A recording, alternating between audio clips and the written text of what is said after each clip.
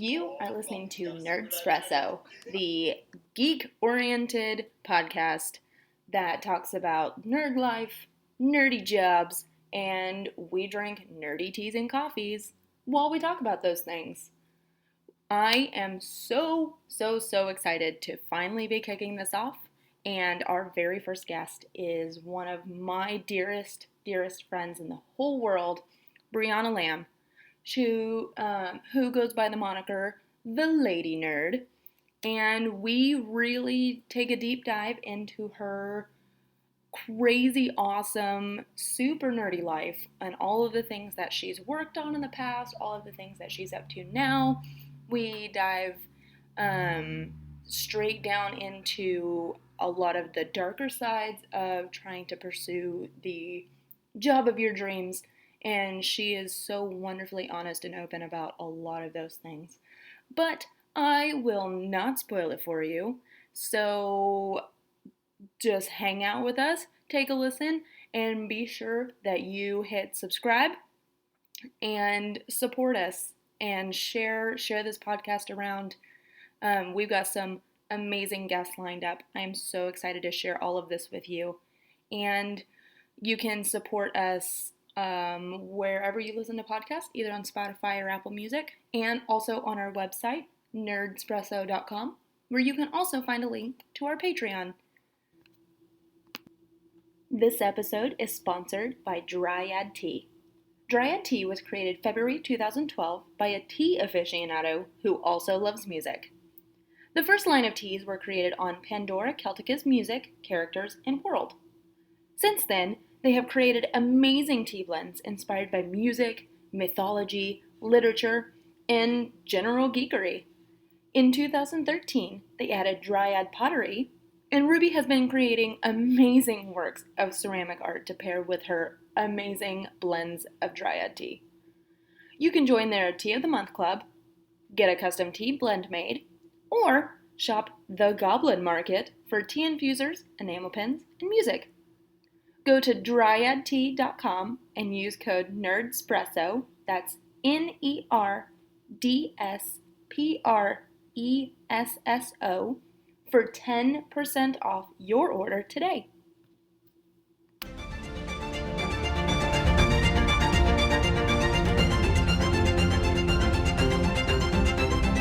All right, so I have been so excited to kick this off. You were one of the reasons I kind of wanted to start this podcast, and you were always my first choice for my first episode. Aww. Because you have like your fingers and toes dipped in so many things, and you are the lady nerd. That's officially. You like that is how people know you. So introduce yourself for people who don't know who the lady nerd is. The lady nerd is me. Not that that's helpful. For people who can't see you, which is everyone except for me. So my name is Briana Lamb. I am currently a 5'8" short-haired redhead. You're only 5'8"? Yep, 5'8" or 9, depending on who measures me. Why did I think you were taller? Long torso? Probably. Yep.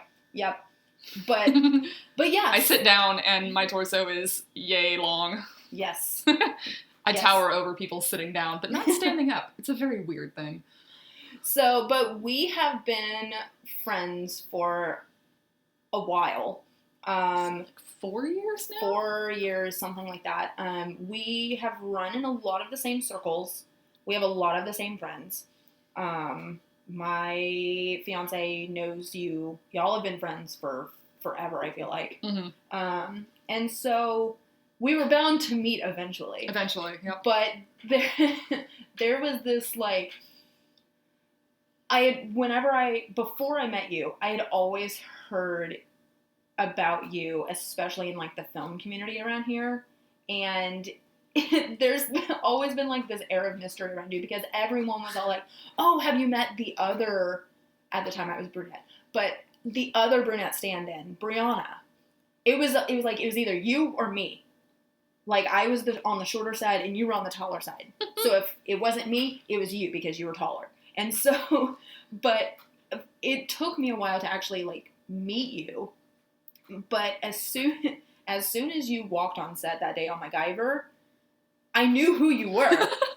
So, but yeah, and I think I introduced myself at the Crafty Cart. Yeah, that would be very on brand for us to bond over food. Yes, for sure. But then we didn't really ever work together. I think there was like friending on Facebook and Instagram and stuff like that. Because we had, like you said, a lot of mutual friends, and especially in the cosplay circle, cosplay and film.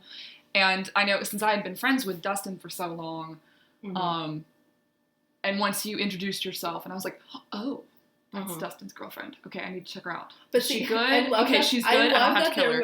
I love that there was like this mutual, like, oh, I'm sizing you up. This is who you are? Oh, it's like, now I'm finally meeting you. So, are you likable? Okay, good. Do I have to kill you? No. I try to be. Send friend request on Facebook. I try to be likable and not crazy. Hopefully I succeed. Well, I think your crazy blends with my crazy, which is why we get along. It's functional crazy. It's not batshit crazy. Agreed. So. Even though you cosplay Batgirl. Yes, I do.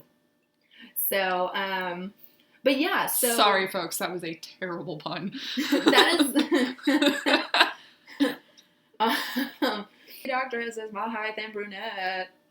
Holler at me. I'll be home for 3 weeks. And so... Oh, I remember we bonded over that, too, because I was, like, live texting you about, like, my wig situation, and there was this whole, like, weird element that I was just... Because I knew that was... You were very... You wear a lot of wigs and stuff when you have to be different characters. Well, not just that, but it was also that It was funny because I stood in for Amy Acker on MacGyver. Yeah, that's right! I completely forgot about that. Oh my gosh, like I said, we have both stood in for... It's a weird 6 degrees of separation of Kevin Bacon with you. It's either you or John Strangeway. Yep. Here in Atlanta. Everyone seems to know you. Everyone, like, the trail always leads back to you somehow. It's so funny. It's like, is this what it's like to be popular? I'm gonna be popular. As I knock over this box. Yep. Musical theater. But no, I completely forgot you stood in for Amy, which is who I stood in for on The Gifted, for an entire season. So I went and did the 3 weeks in Texas. They at the end of the 3 weeks on the pilot, they were trying to figure out where the show was going to go because if it was going to stay there. The Texas Film Commission. It's not the best. And so they were trying to figure it out. And I was all like, so what are the chances of it coming to Atlanta? And they were like, probably not. And then I get the call. 2 months later, it's in Atlanta. They're gearing up for it.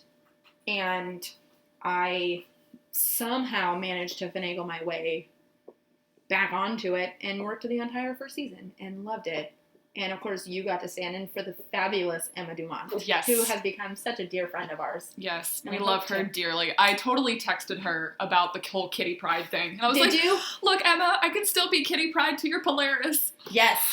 So I would love it if she came on the podcast at some point. Our green queen herself. Yes. Our mistress of magnetism. Yes. Polaris.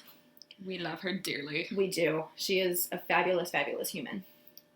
But yeah, that first season, we got into so many shenanigans. We did.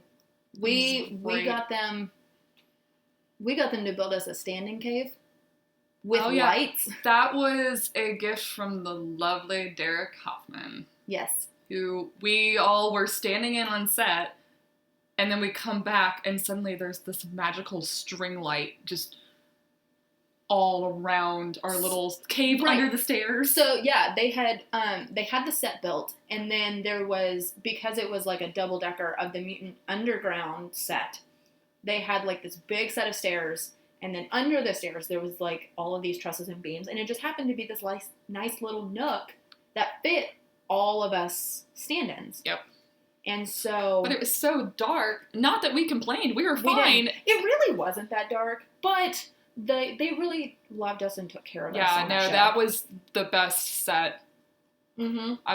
It was, The Gifted and MacGyver were the best sets that I've been on as a stand-in. So I missed that show. It was a wonderful crew. It was a wonderful cast. It really was. That we got really close to. Yeah. But, and just X-Men things. Of course. And I love the fact that sometimes the executive producers would come over to us be like, so, did you read the sides today? We were digging out of the sides constantly. Like this character showed up. Oh my god! Losing our little X-Men minds. Like the Frost Sisters. Oh yeah, Stepford Cuckoos. I just rewatched Wolverine and the X-Men. Mm-hmm. Oh man, it's so good. It's so good. It was like that's actually probably my favorite. It was like Gifted and Days of Future Past had an animated baby. Yes, it was so good. It is my favorite of all of the X-Men animated series. X-Men Evolution is that's really my good second too, which is a very nice segue into our next topic of conversation. So you just mentioned Kitty Pryde, and I have been begging you to do the X-Men Evolution version of Kitty in her really cute blue suit for a while. Yes. And I texted you the other day, just like, hey, are you still ever going to do this? Because I need it in my life. Like, I will make you a suit. And I felt so despondent because I wanted to say, yes, I want to do it. But I'm like, I don't have my long brunette hair that I've had for 30 years. Yeah. Because I got it cut for a hair model show. And it's now short, very, very short and red. Mm-hmm. The things you do for money. Right. And I just watched, all my cosplay plans at the time just disappear. Because it's hard. It's hard to do. Kitty is notorious for her ponytail. And the bangs. The epic 2000 bangs. Yep. And sometimes it's hard to do a ponytail with a wig. Agreed. And I'm very picky about You are. You wigs. are insanely picky about your cosplays and your looks and your stuff like that. And I'll make the disclaimer, I never judge anyone else for it. Yeah. There are some people that, can knock it out of the park. But I am not experienced enough with wigs to make my wig that look that good if I had to put it in a ponytail. Yeah. My OCD is my own, and I liked doing screen accurate or making things look like they were out of a movie just for my own personal creative fulfillment. Right. But because I know there is a lot of problem in the community with people who also like that sort of thing than judging others for it, and I am not about that life. I will encourage any cosplayer at any level and love on their wigs no matter what. Mm-hmm. I'm just picky about what I put on my head. Right. But yeah, so I didn't have the long hair anymore, and I texted you that, and a follower of mine on my Instagram sent me a picture and said, oh, hey, by the way, do you know Kitty Pryde now has short hair? And I was like, wait, what? And literally sent me a picture that looks like me in comic form, and I was like... It's crazy. It's uncanny. Because we kind of steered towards the X-Men Blue line because of Polaris. Yep. And because I cosplayed that costume. But also I feel like they really modeled Polaris after Emma. Yeah. Because didn't you let Emma borrow that at DragonCon? Yes. I did. I let Emma borrow my... She was having a lot of fun with that. My X-Men Blue at DragonCon, and it was a huge hit. And so we didn't really take a look at the X-Men Gold line. I will fully admit, I didn't even know about it. Yeah, it was out at the same time, and it was the sister Flipside series to Blue. And so, because most of the characters I like were in Blue, I didn't really pay attention to Gold. And so, yeah, completely missed the fact that Kitty now has short red hair. Yeah, it's definitely still in the Brown family, But there's definitely certain colors, Mm-hmm. I can't think of the word. Color modes. That's not the word. But my brain is shorting, so It's fine. words are hard. Colors. That tend to be on the auburn, but I'm like, you know what? It's fine. I'll take it. It's fine. It's fine. No one's gonna be that picky. No, and I was just flipping out about it and texting you going, Ashley, oh my god. Yeah. So yeah, now that needs to happen. Yes. Yes. So, on the subject of kitty, so what are we drinking today? I'll let you read it. Okay. Because I picked this amazing Dryad Tea, especially for you. It is Dryad Tea's Shadow Cat Tea. I imagine it's probably for something that is not X-Men, as it says Prince of Dreams, Thief of Sorrows, Drum Kitty Supreme of Pandora Celtica. But so it's got kitty in there, so I'm like, it's Shadow Ruby, Cat though, so. But yeah, so I would think that Ruby put a little bit of that in there just for those Kitty Pryde fans. Yeah, I'm gonna take that. It is a very lovely black tea with notes of chocolate and raspberry. And it was It's very, so good. Ruby does a wonderful job of blending her teas. I've been obsessed with Dryad Tea since my roommate, Catherine Barson of The Gluttonous Geek. She bought me this one tea that was back when the Pokemon Go craze was happening. And it was a great month in our lives. Oh my god. Remind me to get back to that subject. Okay. I got stories. That she had Team Mystic Ooh. tea, and it's literally the best fruity green tea I've ever tasted. Oh man. And so I've just been getting samples from Dryad Tea ever since, and Ruby does an amazing job blending everything fruit I've had teas. from her so far has been so good. She's very good at the craft.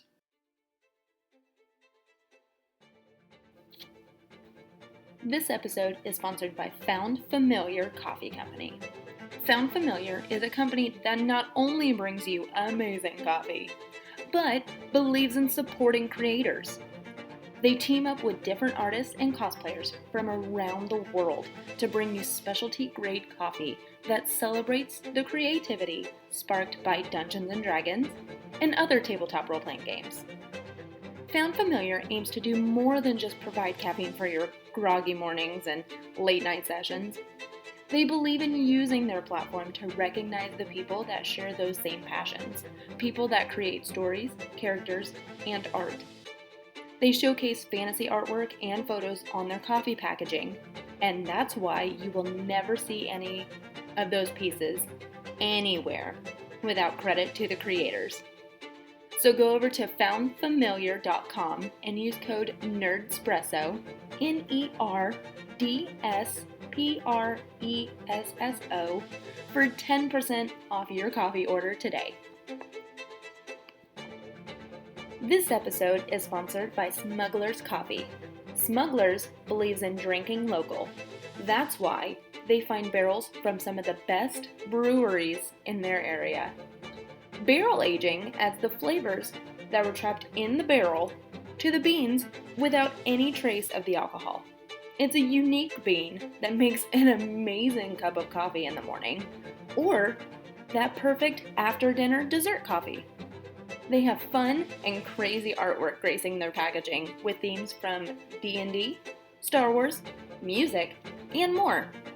Whether you like sugar and cream in your coffee, a little Irish in your mug, or you like to drink it as black as your soul, they've got the perfect cup of coffee for you. Head over to store.smugglerscoffee.com to find your perfect brew of coffee today. So let's get into all of the things that you do, because I feel like I was thinking about this on my way over. I feel like you have lived so many different lives in the one life that you've had. Well, if I am, as a couple of my fans pointing out, but they're like, "Are you actually Kitty Pryde?" Because I'm like, "Oh, if I'm Kitty or a cat, do I have 9 lives?" I feel like it is, because you've had... That was a stretch. No, I not have really, not- because you really have had so many different, like, career lives. True. So Like... many. And I'm still so poor. But you're still just also, like, barely in your 30s. Yep. So, like, you've done so much in a very short amount of time. One of them being the actual Lady Nerd brand, which is, for those who don't know, it's kind of a fashion couture geek chic. fashion. Geek chic fashion. Yeah, it started originally as my cosplay pseudonym, but it started in 2012 with a specific design that I did, where I had friends that wanted me to be a part of their Avengers cocktail dress group, based on a I know drawing. exactly what dress you're talking about. They were all little short dress designs. I forget who the artist was, and they wanted me to join in as Loki, and I was like, okay. And me putting my design cap on, I was like, Loki wouldn't wear a cocktail dress. No. Loki would show up to that cocktail party in a gown.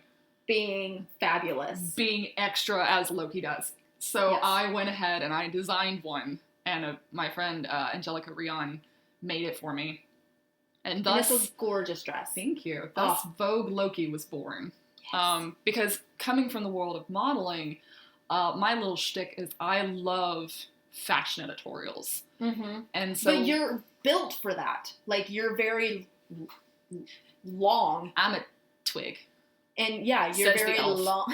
You're very long and skinny. And I've seen a lot of your just like, I quote, quote, weird stuff where you do like almost creature movement type photo shoots. I love that stuff. And like, you're so good at it. Thank because you. you just know how to move and work your body and just creature it up. It was one of those things where whereas I have technically done modeling for over a decade, I never made it into the big leagues, but I still learned and honed the craft, and I loved it. And so I decided, rather than getting depressed and upset about the fact that I was never going to make it in Paris or Milan or New York, and be the next Vogue It model, I'm like, you know what? Why don't I combine two things that I love? I love modeling. I love being able to do, like you were saying, this kind of creature, the haute couture poses and acting through body movement, right? As well as creating art in front of the camera, mixed with the fact that I am a nerd, right? And blending the two. And now that's very popular with Disney bounding and geek chic and all this stuff, which is awesome. I was doing it about 7 or 8 years ago. Right. Before it was really a thing. Yeah, before it was really big. I unfortunately had a lot of issues that kept me from pursuing that further to be a bigger player on the scene. But you know what? I have made my peace with that. It is my creative outlet. I am no longer trying to make that my business as I was a few years ago.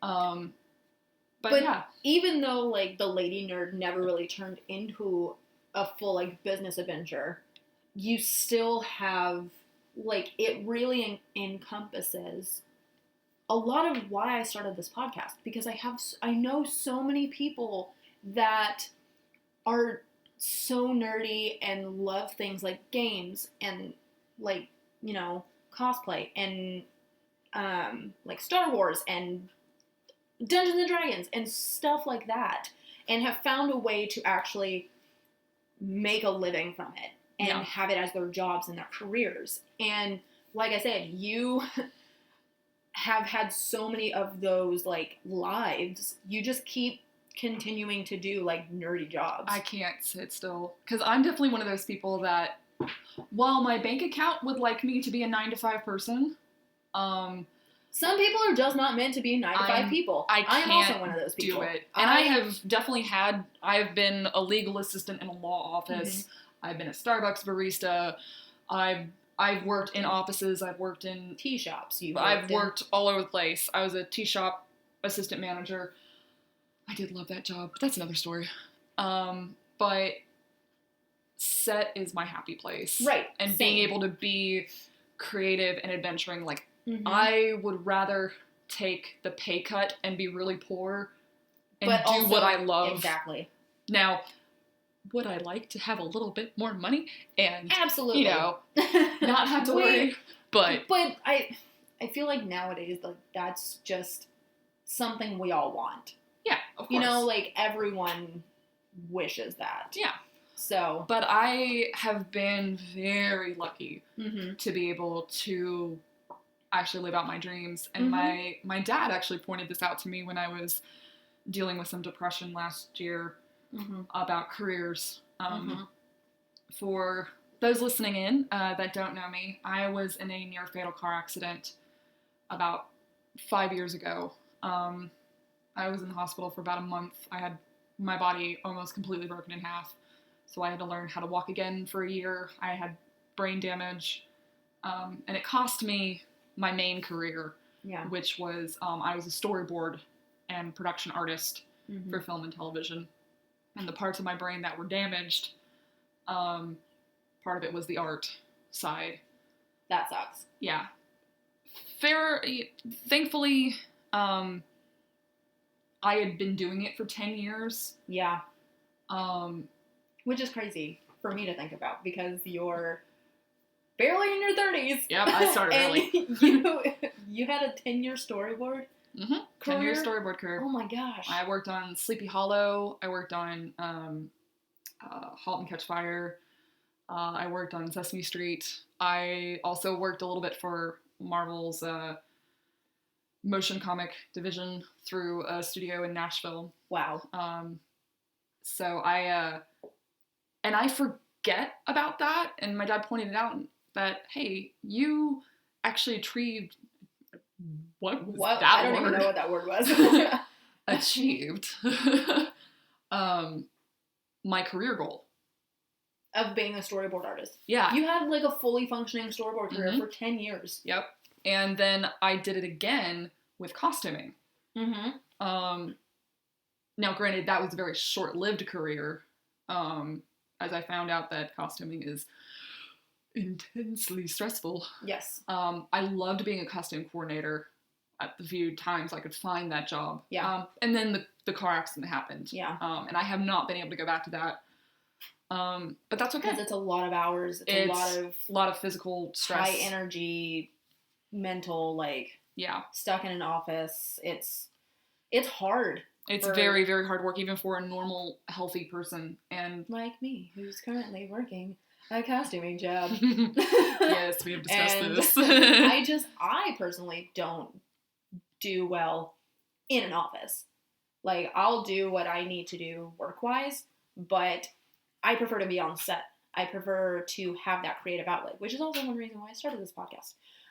Is so that I had some sort of creative outlet. It's why I do so important. Musicals and plays and cosplay and all sorts of stuff like that. But the storyboard stuff, you actually got that. I assume you got into that because of your parents? So funny story about that. So my dad was a storyboard artist back in the 80s and 90s. He worked on He-Man and She-Ra and Fat Albert, and he did a couple boards for Darkwing Duck and Tailspin. Oh my gosh. But mainly He-Man. That's what he's known for. So if you look up Robert Lamb He-Man, that's my daddy. Has your dad watched The Toys That Made Us? I believe so, because that's come up a lot. Okay, because they did an episode on He-Man. Yes. And so... It's so funny to be at conventions with my dad and watching people older than me coming up to my dad going, "You helped shape my childhood." And I'm just like, Daddy. He helped shape my childhood too. Because he is my dad. But interestingly enough, my dad actually stayed out of my artistic development. Really? One, because I think there was a part of him that didn't want me to turn out like him. Yeah. Because it's not a stable... Yeah. Even though I worked 10 years as a storyboard artist, it would be like a couple jobs here and there. Right. It was not a sustainable, livable thing. But, you know, art may be genetic. It is. Because despite him trying to stay out of it, I still drew. Yes, I fully feel like art is genetic. Like, you know, Dustin and his daughter, like she has Dustin's artistic talent, like, and that's what she wants to pursue. Mm-hmm. Um, I got an injection from my mom too, because she's technically a fantasy author. mm-hmm. Because baby Briana was like, I've read all the fantasy books in the library 3 times. Hey mom, you're a writer. Can you write me something? And she did. Oh my gosh. Best mom so cool. ever. Yep. Her Allen book series. It's like a Narnia, Lord of the Rings kind of allegorical fiction thing. But she also would draw some stuff too. So it's like I had a very, very creative upbringing, even though they were trying to stay out of my art. And I'm daddy's little girl clone. Yeah. So it was inevitable that storyboards were going to come out of my fingers. Well, but I also feel like even if he tried to stay out of it so that you didn't quite end up going down the road, he also probably stayed out of it so that if that is what you wanted to do, he didn't feel like you're doing it because of him. Exactly. And I was rebellious in my own way. I went storyboarding for live action. Briana. Rebellious? What? Yes. I went live action instead of animation. So obviously for animation, storyboarding is insanely important and intense because it's all drawing mm-hmm. to some degree. So what's the difference in live action compared to animation? I will admit, it totally depends on the director. Mm-hmm. The general point of animation storyboards, or a difference point, in animation, if you're showing an action, you have to board the beginning, the middle, and the end of the action. So if somebody's, raising a sword, you have to show pulling it out of the scabbard, swinging it, and holding it up. So you have to show all 3, versus live action, you show maybe 2 panels, basically whenever the camera changes or there's a camera tracking movement. Got it. So it's much more like skeleton of a storyboard. Yeah, it's entirely dependent on camera movement and angles. Because I definitely have had some boards, some jobs where I had a million boards to do. Yeah. And then other jobs where I had half of that. Yeah. And it's also dependent on director. Mm-hmm. Sometimes the directors are very specific. They know exactly what they want. Yeah. I actually like those. Those are the easy jobs. And then others that they have a general idea, mm-hmm. and then they let you play, and then you thumbnail it out and send it back to them, and so it can be all over the map. That's really cool, though. I think I have done a couple animation boards. I personally didn't like animation boards, also because you had to tend to draw on model. Yeah. So it needed to look exactly like the characters. And I am not good at that. Yeah. Whereas, like, live action is just like, it's a quick sketch. Depending. And I've always been like this. I don't know why. I find it a lot easier to draw realistic people than to draw cartoons. Really? I'm weird. Interesting. Have you met me? This is true. But, that's really interesting. Because, see, I'm the opposite. I can't draw real people to save my life. Most people are like that. But I can draw animated. I want to say that might have to do something with a punishment that I had when I was a kid. And I'll forever be grateful to my parents about this. Like, this is a moment in time where I wish I could take this snapshot of what I'm about to say and run it back to my teenage self and be like, you're going to be fine. Because I was obsessed with anime. 100% otaku. But my parents also understood that, 1, I was developing an obsessive personality, and I needed to get broken of that before it hurt me. Yeah. And 2... Dad was seeing, despite best efforts, that, oh boy, she's got the art talent. Okay, well, she's not going to get a job doing anime. That's not... now, that can completely be debated now, but at the time, that was not a thing. So, my parents put me on an anime restriction. Oh no! which I thought was the worst thing in the world at the time. When you're a preteen teenager, oh man, and your mangas get taken away, and oh man, oh my gosh, I was like beside myself, and I thought my parents were the most unreasonable things on the planet. And Dad, in his gentle wisdom, was like, okay, well, let's take these anime characters that you've drawn. Why don't you try drawing them in a Disney style?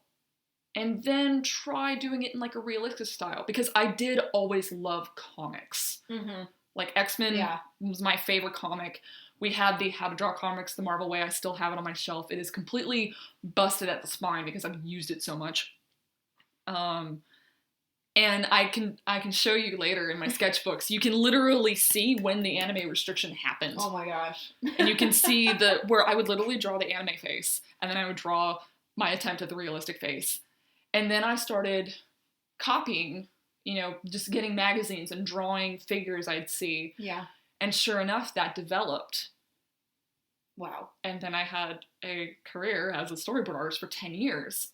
And wow. I would be known for my comic Art of the Matrix kind of style. Interesting. Mm-hmm. That's so It's cool. like my parents understood something about this raising a kid thing. Yeah. Yeah. I feel like you turned out pretty alright. Yeah, I think so. I have my moments.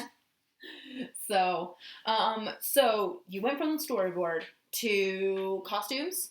Yes. And then that was cut pretty short. Due to the accident, yeah. And then the lady nerd? Well, now, because my life is like this, all of it intertwines. Okay. So I was also doing extra work at the same time.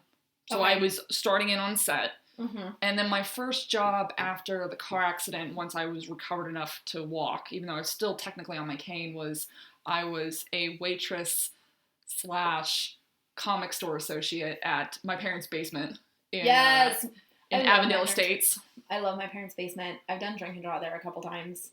They have one of the best burgers I've ever tasted in my my life. Gosh, their burgers, their sandwiches are so good. Their fries are insane. But they just let me know that they've discontinued drink and draw. Oh. Like, indefinitely. No. For a while. And I'm so sad. I love drink and draw. So, my first character doing drink and draw there was Polaris. Aw. I remember the pictures. But yeah, no, I love my parents' basement. Yeah, so I was doing that, and then I would also get storyboard jobs that I would do on my off times.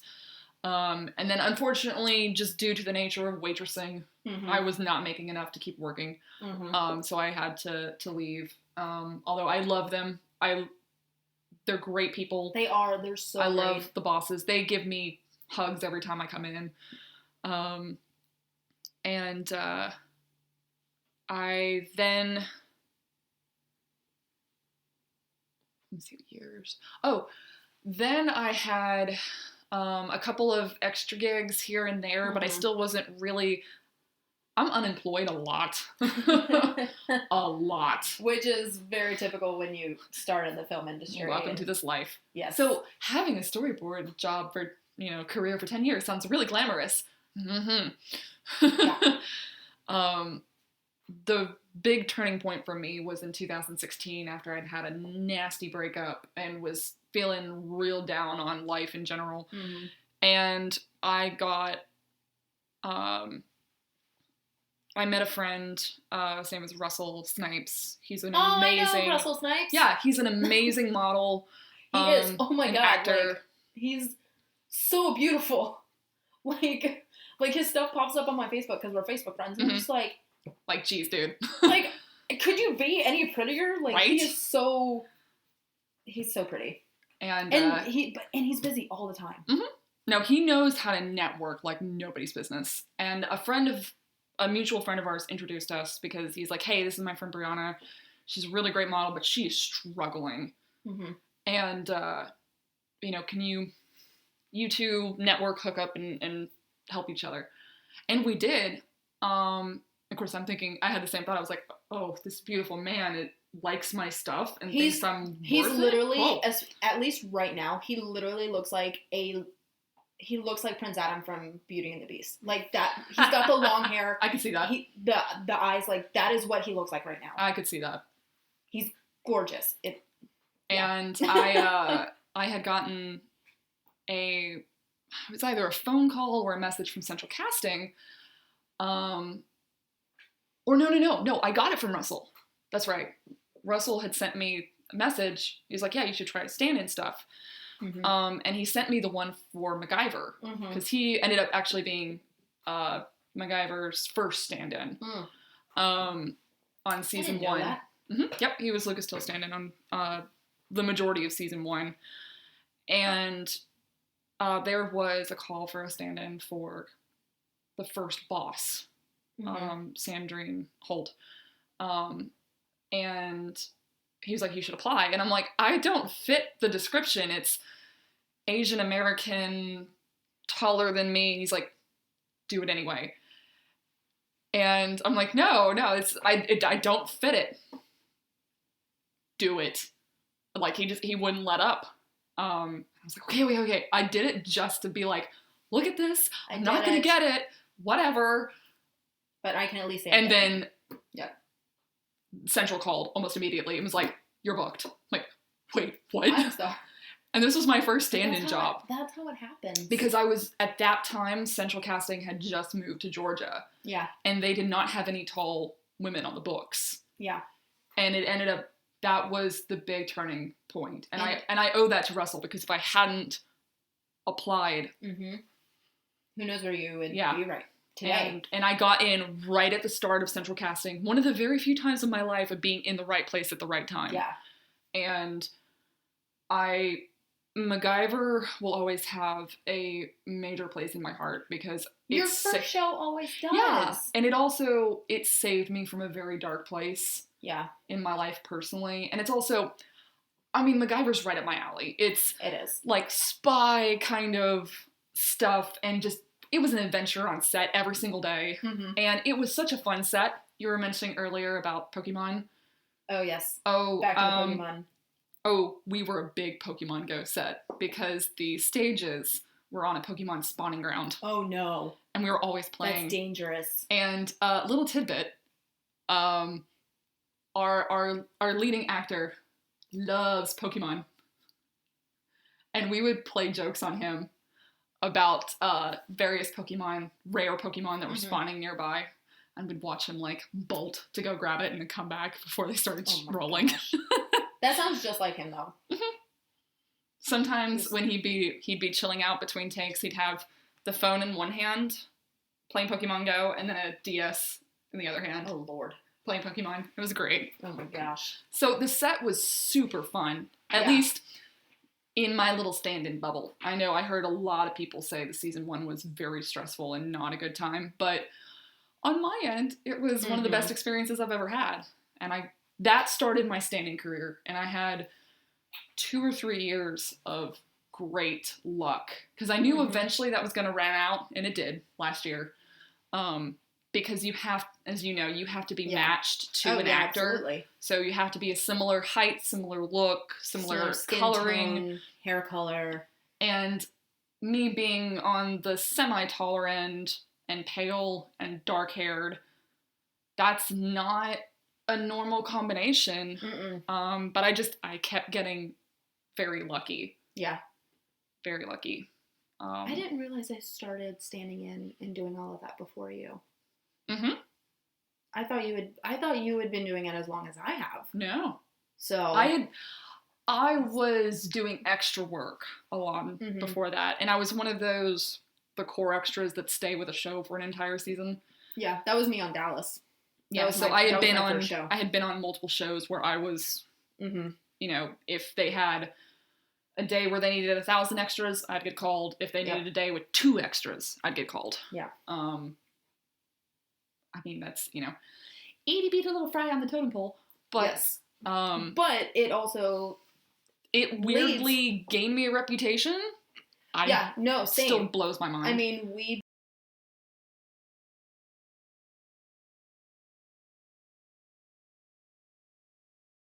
went into me doing some stand-in work, and then that's actually how I got the Salem job. And they were looking for someone of like my height and hair color and all of that for Salem, and they offered it to me while I was working on Dallas because it was the same extras casting company. So I moved from one show straight to the next. And then I worked on Salem for 2 seasons, and I loved that show so much. It made me a little like history heart happy of, you know, Salem witch trials and witches and all of that.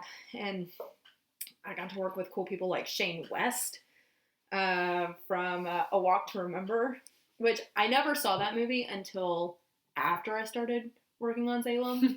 And so it was a really weird disconnect of seeing like baby Shane on the screen with adult Shane's voice that I knew and was familiar with. And I was just like, oh, this is really weird.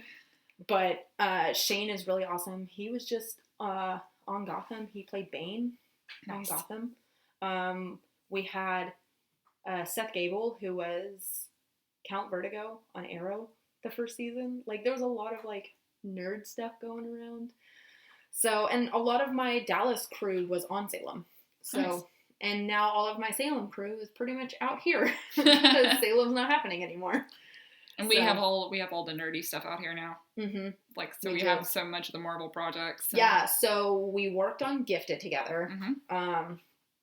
Had a great time. Got to do all the X-Men things. Yes. Got to fulfill our nerdy little hearts. You stood in for Polaris, yes, Lorna Dane.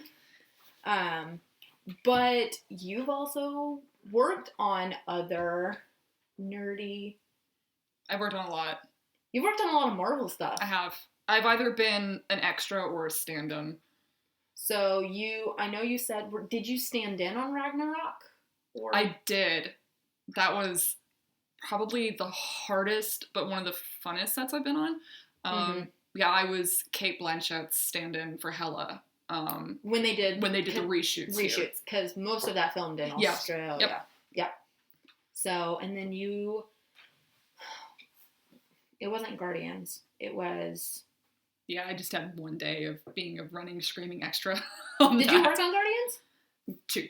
Guardians 2. Mm-hmm. Okay. And then what was it Infinity War that you were like an alien or something like that? Yeah, I worked on both Endgame and Infinity War, where the makeup department discovered I have a chameleon face, that if you put me in different hair and makeup, you won't recognize me. No.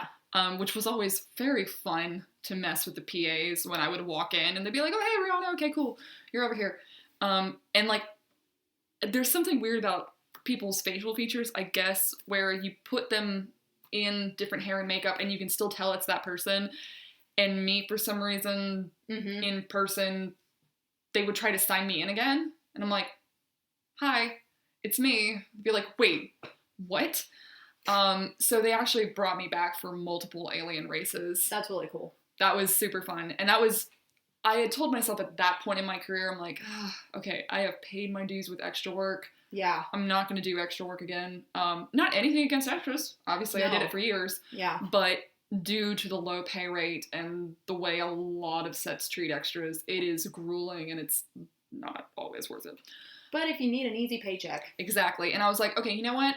I do have certain, like, film set bucket list things, or even cosplay, and one of them was I would love to do film-level alien makeup prosthetic stuff. Yeah. Well, yeah, can't get any bigger than Avengers. Right.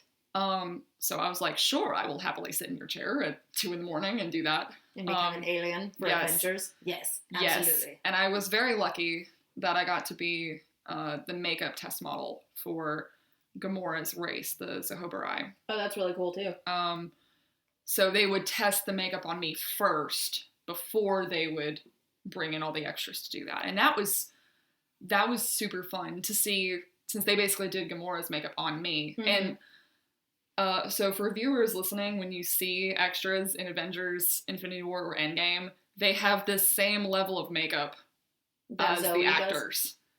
So like we had 5-6 levels of layers of the green and gold makeup. Wow. It was incredible. And, you know, we're little tiny little dots on the screen. Like, you could have 1 or 2 layers and it'd be fine, but they went to that level of dedication. Well, but they also have the budget to do that. True. And it was super fun for us to, and I have to majorly give it to that team on Infinity War, and I wish I had pictures of it, but obviously being on set, you can't. Like, they literally tell you to leave your phone in your car. Oh yeah, they check it out. There's no NDAs for breakfast, lunch, and dinner. Yeah. But they managed to make me, generic white girl number 3, look ethnically ambiguous. That's crazy. It was insane. That is so crazy. Yeah. So... They did such an incredible job with all the makeup and prosthetics. Yeah. I also totally fell asleep during the casting process. I called it the Avengers facial. When they were doing my head cast. Yeah. When they would put all the green goop on me. Because they're like, okay, we're checking that you're not claustrophobic. A lot of people have a problem with this, and I fell asleep. Oh my gosh. You would fall asleep. I love being in hair and makeup chairs, as long as they're not pulling my hair. Right. I will fall asleep. It's so relaxing to me. Oh my gosh. But I wanted so badly to work on Avengers. When I heard that Infinity War and Endgame were shooting here, because I had stood in for Elizabeth Olsen on a movie called I Saw the Light back in Louisiana in 2014. One of the best projects I've ever worked on. The movie didn't do very well because it was like a small indie biopic on Hank Williams. Tom Hiddleston played Hank Williams. He was phenomenal. And Elizabeth played his wife, Audrey. And so I got to stand in for her and double for her. And she was amazing, but this was right before, she had already filmed Age of Ultron, but it was right before it came out. So she was Scarlet Witch at that point, but like not like super popular Scarlet Witch because the movie hadn't come out yet. Yeah, so nobody quite knew yet. But, like, I'm a huge Scarlet Witch fan, and I actually cosplay her version of Scarlet Witch. But I was a lovely job. Oh, thanks. But I went to Central and I was just like, please let me stand in for her. I've done it before. Please. And they were like, yeah, she's doing a lot of stuff in Scotland, but, we'll let you know. And I never heard from them. I'm so and I was just like, okay, no Avengers for me. I think I only stood in one day, and it was because I was on Gifted, because they actually wanted me to be Colby Smolder's stand-in. Yeah. Agent Maria Hill. You would be a good stand-in for her.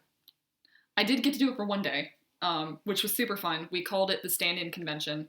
There's a particular scene, big spoiler scene in Endgame. I won't say it just in case there's somebody who hasn't seen it yet. Is it towards the end? Yes. Okay. Where there's lots and lots and lots of people, the A-list actors. And so they wanted to set up the shot before the actors even came, so they did it the weekend before. And it was like a who's who of stand-ins in Atlanta. It was like almost all of us, because it was like 40 of us, except for you. And it was at a cabin type thing on the lake. We just had a blast with that. Oh, that. Oh, yeah, okay. Now I know what you're talking about. And we all had numbers. We were not allowed to know what characters we were standing in for, because it was Marvel. What number were you? I don't remember the number, but I don't, because none of us cared about the numbers. We were all trying to figure out who each other was, because we all looked pretty much like the characters, so we all figured out who everybody was. But there's kind of enough similarities between some of the characters to where, like, you might be like, I feel like you are the stand-in for this person, but I could be wrong.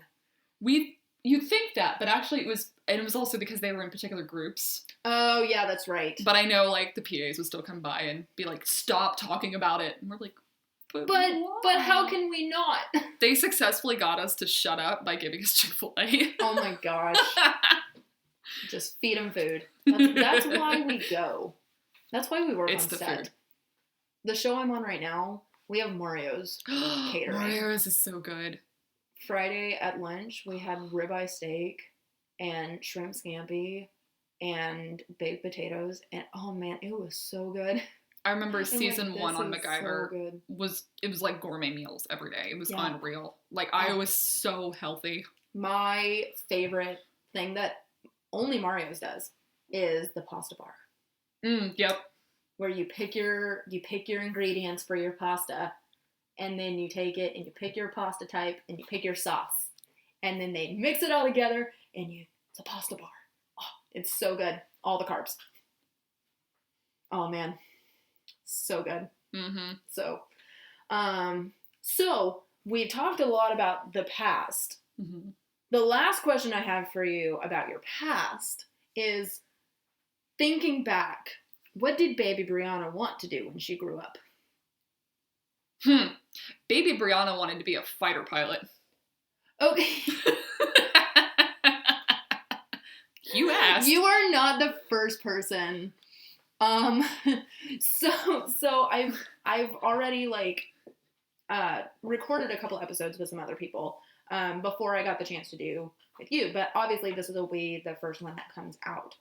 But one of the other people who I may or may not live with, he wanted to be a fighter pilot too.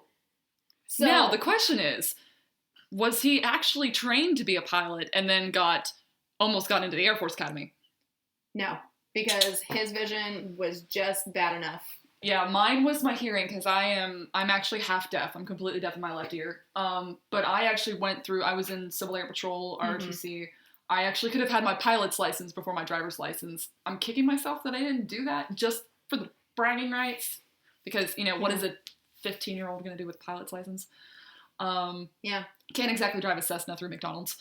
No, but it is bragging rights. Oh yeah, but at least I can say the semi-bragging rights of could have had my pilot's license. See, my dad and my brother are both pilots. So my dad was in the Air Force and now he flies for... I wanted to be an F-14 Tomcat fighter pilot. I wanted to try to get into the Blue Angels. Are you gonna go see Top Gun? Of course. Of course. Oh, although technically, for me, like a lot of people say, oh, Top Gun is what got them into it. Mine was Independence Day and Star Wars, because I wanted to be an X-Wing pilot. Yes, absolutely. Duh. No, but mainly Independence Day. I have never... movies. So my dad was a pilot. And then my brother that's what he wanted to do. All of his life, he knew that's what he wanted to do. And that was never, I loved it. But that was never I want to be a pilot too. Because it's a lot of math and science. I'm not good at those things. It's funny, I'm not either, but for some reason, being in the cockpit, because I had really good reaction times. I had very good intuition as a pilot. Yeah. And I had, because I'm half deaf, my eyesight overcompensated. Yeah. So I had 20/10 vision for the longest time.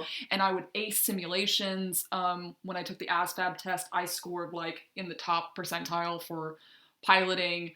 I had recruiters knocking at my door. And I was fully planning on going. And I had dual appointments to both West Point and Air Force Academy. Wow. So I could have chosen either one. And then I met with a recruiter to just talk through logistics of, Air Force life. Because I decided, as much as I loved F-14s in the Navy, I did not like the idea of taking off of aircraft carriers.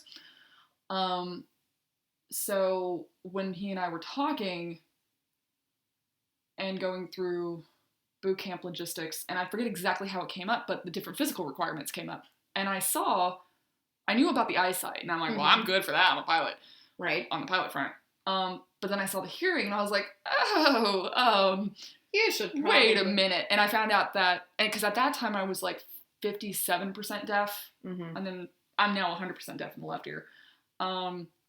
But you can't join the military at all, even for a desk job. Wow. If you're half deaf. Wow. You can't go through basic, you can't... I was like, oh, okay, well, you know what? I also, because I liked all the spy stuff, I was like, oh, well, I also like intelligence, so I can do that instead, even though my pilot heart was crushed. And they're like, God, no, you can't even do that. So I was like, well, Womp. so Baby Briana was crushed. But thankfully, Baby Briana also had different interests. Mm-hmm. Movies had always been a part of my life. Yeah. So I switched into going to school for being a director until I saw how directors lived. And then I was like, I don't want that life. It's a lot of, like, from all of the directors that I know, it's a lot of, like, you take work home with you because you have to create your shot list. You have to... You eat, live, and breathe film. And I'm like, I believe in balance. Especially while you're on that project. Yeah. And just in general, like, I have friends who are directors, and I lived overseas for a while. You did. You lived in New Zealand. I did. I hate you so much. That was another thing of, like, I couldn't be, like, a normal person and go to Los Angeles to try a movie career. I'm like, I'm going to go to New Zealand where they made Lord of the Rings, one of my favorite movies. I'm going to do that.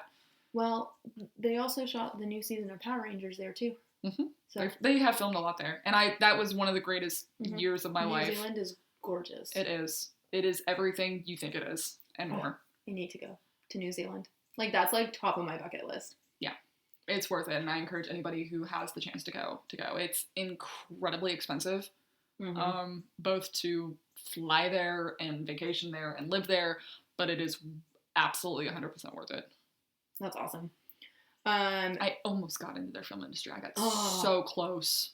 I was this close. I actually had interviews with Weta Workshop. Oh, wow. When I was 19. And I got very, very close. But it was also 2008, 2009 when the global economy collapse was happening. Yeah. And so everybody was tightening their belts. So that's why I ended up coming home. But it worked out. I didn't fail. No. It took me a while for me to understand that. Yeah. Because to 19-year-old Briana, Weta Workshop, potentially working on The Hobbit was the absolute pinnacle. Of course. Of my life. If I could have done that. But that was not where I was supposed to be, because I also got very sick when I was in New Zealand. And thankfully, due to their hospital system and medical system, I was taken care of, but due to jobs, I needed to come home. Right. And thankfully, moving to Atlanta, I was able to fulfill that career, and now I can say even though it was just an extra job, I got to work on the biggest film that's ever been made. Yeah. The Avengers. Yes. And I've gotten to work on geek projects that if I had been in New Zealand, I would never have gotten to do. You would have never met me. I would have never met you. Or Dustin. Or anyone that's here. Nope. I would have been in New Zealand, and I have an amazing group of friends there, but the support system that I have here and the types of friends that are here and the creative community here is unrivaled. It's so crazy. And, like, that's why I moved here, because after Salem, it was either I come to Atlanta or I go to LA. And I had family here. Like, all of my dad's family is from here. And so that's why I chose here, because I was like, at least if I move to Atlanta, I have family there that can, like, I have, like, a support system and people I know. There's a safety net. Yes.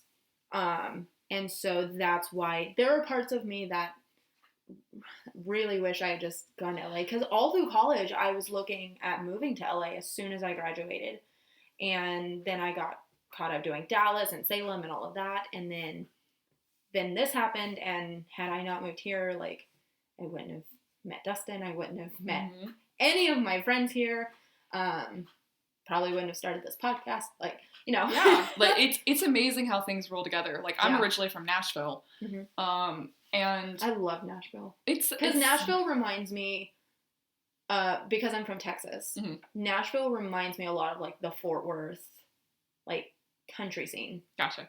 And so I think that's why I love it so much, is because you a country girl. I am. Deep down in my heart. Because, you know, I ride horses. I used to rodeo in high school. I actually currently teach actors how to ride horses. And so that's been really fun to kind of do and kind of mush those two worlds together. Yeah. But, you know, But I love Nashville so much.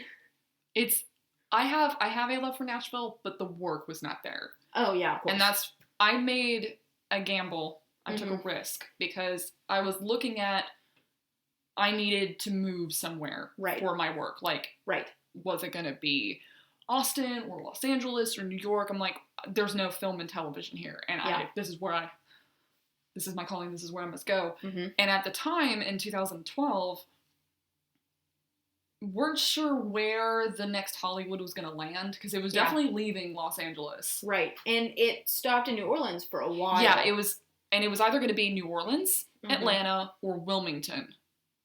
And New Orleans and Wilmington were hopping pretty hard. Exactly. I don't know why, and I don't know if I call it premonition or just a gut feeling. I was like, really think it's going to be Atlanta. Yeah.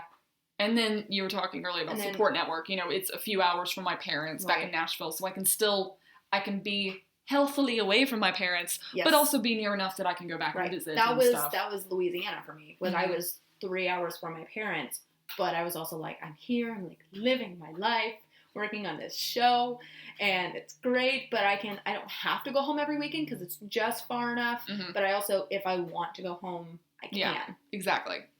So I was like, well, you know what? I can just try a little bit here, and see how it goes. And it happened to be 2013 was the year that Atlanta exploded. Yeah. And again, one of those few times, because I'm usually the wrong person in the wrong place at the wrong time, but I've had a couple instances, and that was one of the right place, right time. Yeah.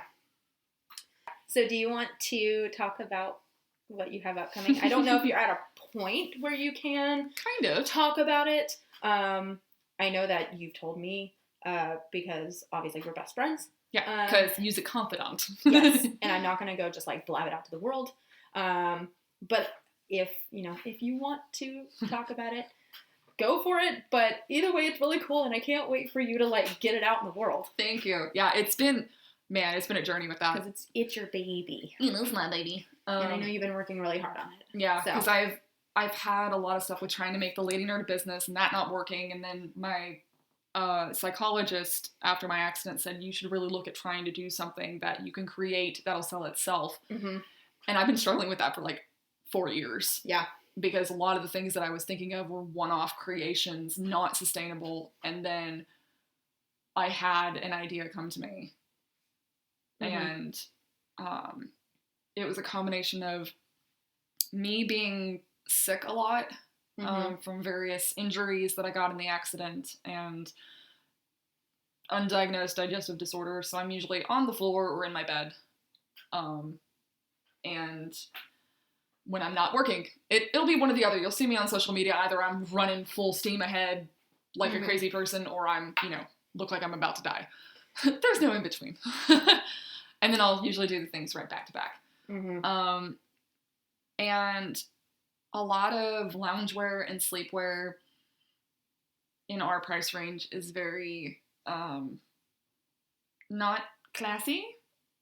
And there's nothing like when you're feeling sick and gross of like feeling like you look gross too. Yeah. Looking like a pajama hobo. Yeah, pretty much.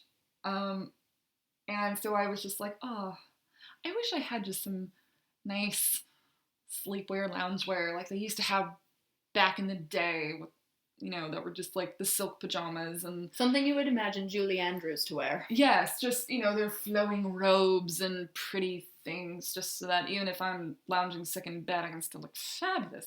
Yes. Not that anybody's here to look at it, but it was just for me, Right. It's the self-confidence aspect. Exactly. And just feeling nice. Just walking by your mirror and being like, you know what? I know I'm just home today, but I look cute. Just lift your spirits, because when you're feeling sick, you want to grab onto anything positive. Mm-hmm. And then as I was looking around trying to find anything like that, I'm like, you know what? It doesn't really exist in the geek capacity, because of course everything with me has to be geek. Of course. And there's tons of pajamas and sleepwear and loungewear out there for geeks now. Mm-hmm. But they are of a trying to figure out how exactly I phrase it.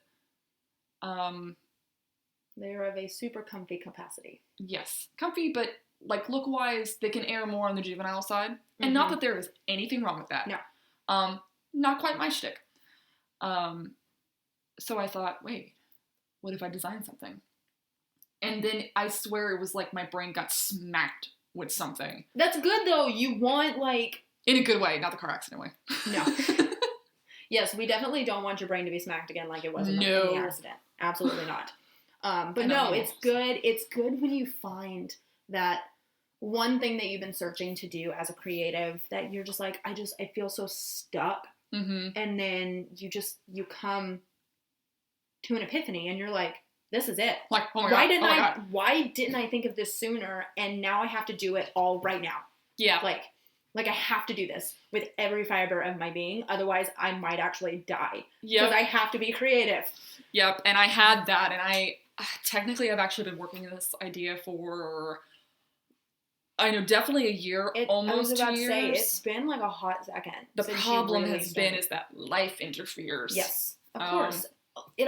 Life always interferes when you're trying to start a business. Yeah, and it's, especially because I've been doing it all on my own and trying to figure it all out. And I've been learning a ton about.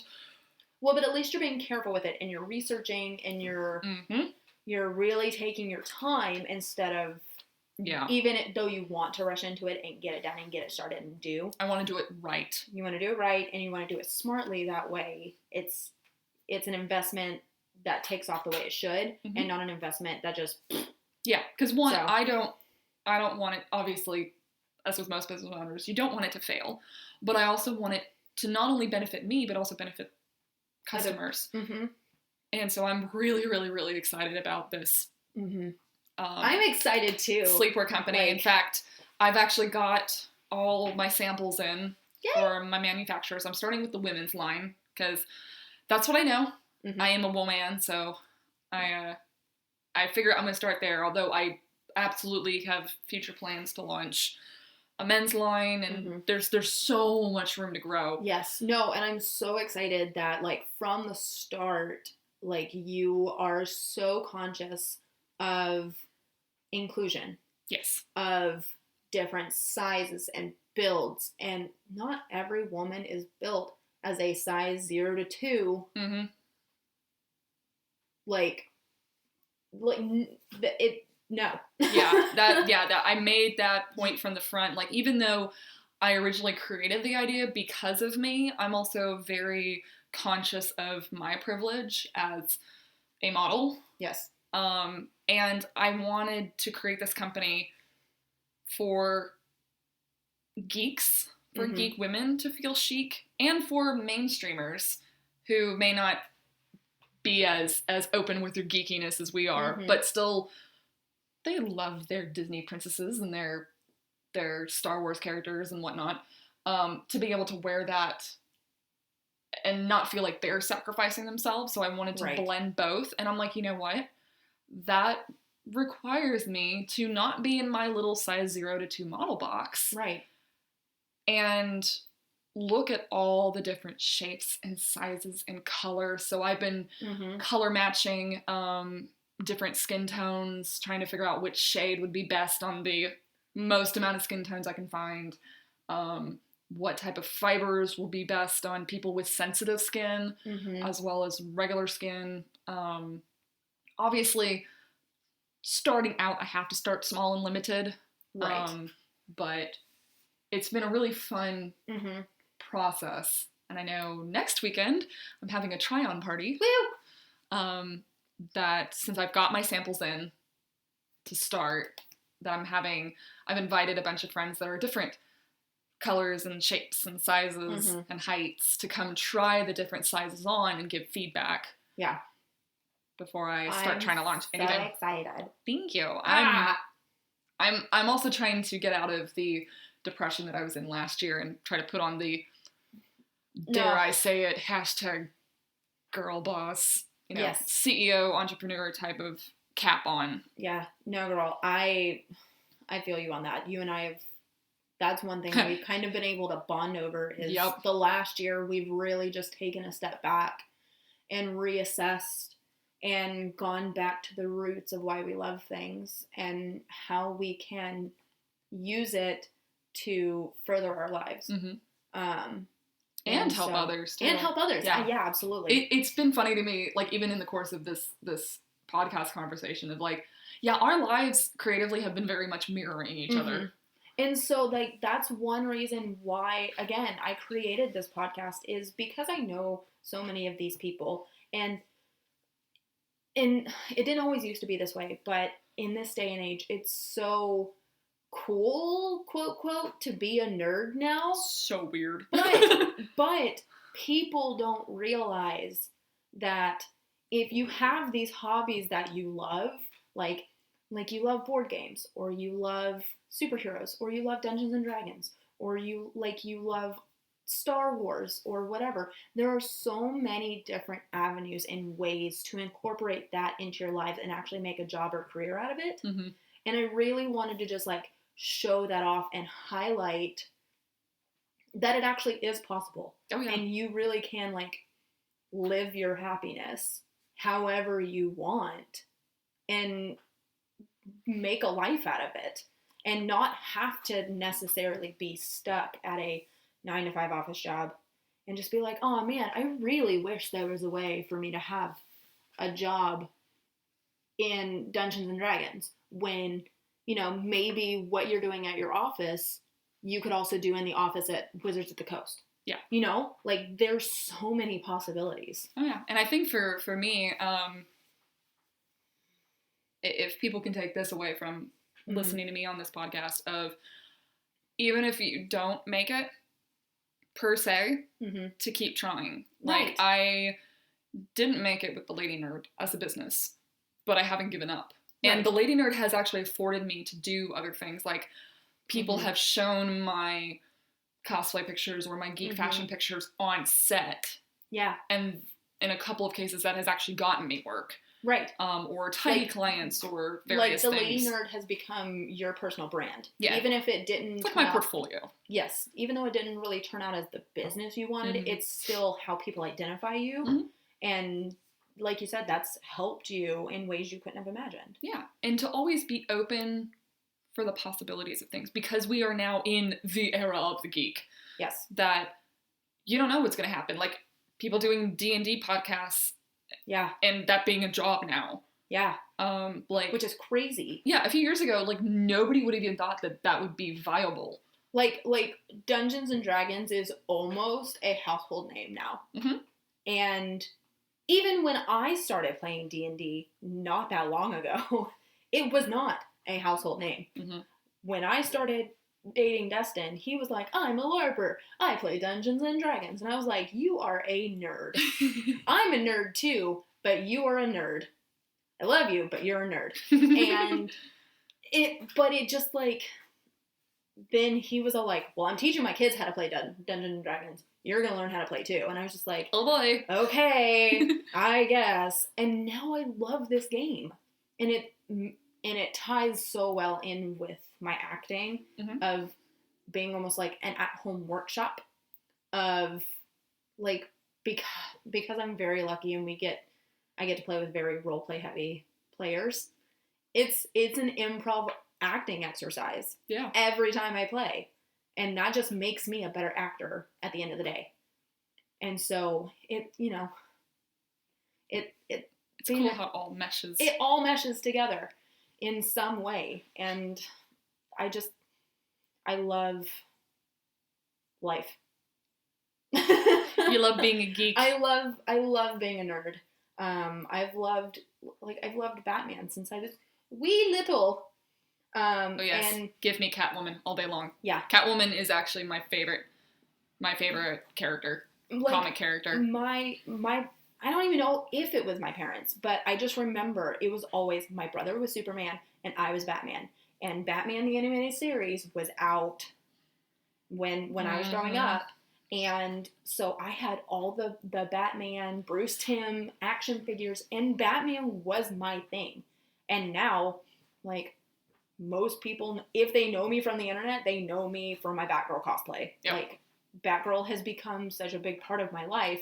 And I know you identify with this too, of finding that character that when you sit down and you read it in a comic, you're like, this is me. Yep. It's literally like they drew in, like they based this character off of me. This is weird, but it's so satisfying to have a character that you identify with so hard. Mm-hmm. And it, like, for me, that's Barbara Gordon. Like, whenever I read any of her stuff, I'm just like, this is me. And I like that it can be at different points too. Like, for me, I actually, because I never identified with Barbara Gordon, because I was always on the Catwoman side of things. But you are very Selena Kyle, like, in real life, though. Yes. But then the accident happened. Mm-hmm. And I started reading the comics of Oracle, which I had already known of Oracle. Yes. From Birds of Prey and whatnot.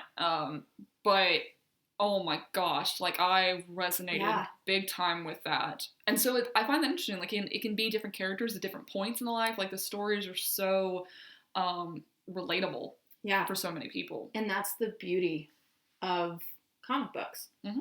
And it's especially when you, like, love to read.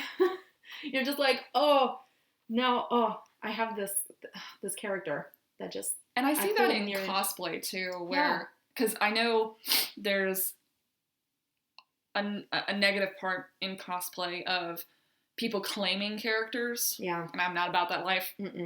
Because, one, that's just not fair. There's room enough for everybody. But I also like what different people bring to the table. Just like different versions of characters. Like, take Kitty Pryde, for example. Mm-hmm. Kitty Pryde has been around for so long and has gone through so many different iterations. Mm-hmm. Like, she's still the same character, but she's got so many facets to her that if you have, let's say you have 20 friends and they all cosplay a different version of Kitty Pryde, they're still all legitimately Kitty Pryde. And you can also, like, even, like, as couples, you have those different iterations of, you know, you have this character that is with this person in the comics that you identify with, but then your other friend, you know, they could be that same character, but with the other, like, you know, like Barbara with Dick Grayson, or, you know, Dick Grayson with Starfire, or stuff like that. Yeah. Or Kitty with Colossus, or Star-Lord, or... Yeah. Did she ever get with Iceman? I don't remember. Yeah. Did she? I know her and Bobby were really close friends. Oh, God. I don't remember. I don't remember either. I hope no one takes away our geek card. Oh, remember when Derek Hoffman took away my geek card on Gifted? Yeah. So, I must tell this story because this is a fun, embarrassing story. We're going to tell this story and then we'll have to wrap it up. Yep, that's fair. Because we'll talk for days. We will. We have so many stories. I feel like this is almost a 2-hour episode, which is totally fine. Well, we can always do a part 1 and part 2. We can just let it all do. We can. So... when I was working season 2 of The Gifted, and one of our executive producers that season was Robert Duncan McNeil. Yes. Who I did not know at all, other than just, he's the executive producer on our call sheet. Okie dokie. Nice guy. Yep. And at DragonCon every year, I like walking around the Walk of Fame. Unlike most people who are like, ooh, celebrities. I'm like, who's here that I've worked with? And I can say hi. Yep. With the exception of Babylon 5 actors, I will always go and be a fan because Babylon 5 is one of my favorite series ever. And so I was going to talk to Walter Koenig, who most people know from Star Trek, but I know him as Bester from Babylon 5. So I went to go say hi, and since I was the only one at this table, we were just having a small chit-chat, like, oh, what do you do? I work in Atlanta and film, and what do you work on? And I told him The Gifted, and he's like, oh, there's somebody here that worked on that show. And I'm thinking, I just walked around, I didn't see anybody. And within that moment, I look over, I lock eyes with the guy sitting next to Walter. Hi, Briana. Hi, boss. What are you doing here? And I look down at his table, and I see the plethora of Star Trek pictures. Wow. And yes, that my boss was Lieutenant Tom Paris of Voyager, who's in all 7 seasons, pretty much every episode of Voyager. I did not live that down for the rest of the season on set. Yeah. And Derek came up to me and was like, give me your geek card. You don't get it back until you watch all Voyager. Because Gifted was a nerd show run by nerds. It was. Matt Nix was a giant X-Men fan who basically was like, can I just like make an X-Men show? And to me, I thought he did a really great job. Mm-hmm. And then Derek, who was the producer that we really got to know, he's produced things like Dawn of Superman, Legion, obviously Gifted, and just this long list of just nerdy projects, and just a wonderful human. Yeah. Everyone was just wonderful. Oh yeah, there was a lot of positive nerds on that set. Yes. There was a lot of just camaraderie in general. Like, I had a pitch for a show that I wanted to do that I was trying to put together, and I actually went to Derek and I was just like, hey, would you allow me to just pick your brain from like someone who's trying to do this, and you're someone who has successfully do it, and we're literally on a show right now that's in this beginning stage. And he was like, yeah, absolutely. He watched my thing. He gave me notes. He really like guided me and gave me some good like sound advice, and wasn't just like, yeah, just do the or ignore you, as most sets do with stand-ins. And I remember I said something about that, and Derek said, yeah, no, we don't do that on this set. Like, no, everybody was treated equally. Like, obviously, you had your hierarchy of positions. Right. Which but you have as to. a person, you would not be treated differently than the cast. No. It was incredible. So, alrighty. So, we have been talking forever, I feel like. But, I mean, that's just what we do. Yeah. Well, because we got practice on The Gifted, where we would be around each other for 15 hours a day and talk for most of those. Yes. And so, if we can... Don't worry, guys. We will not do that to you. So, but where can we find you on the internets? Let's see. I am on Facebook and Instagram as The Lady Nerd. And then there's my blog that is theladynerd.com. So that's where I am currently.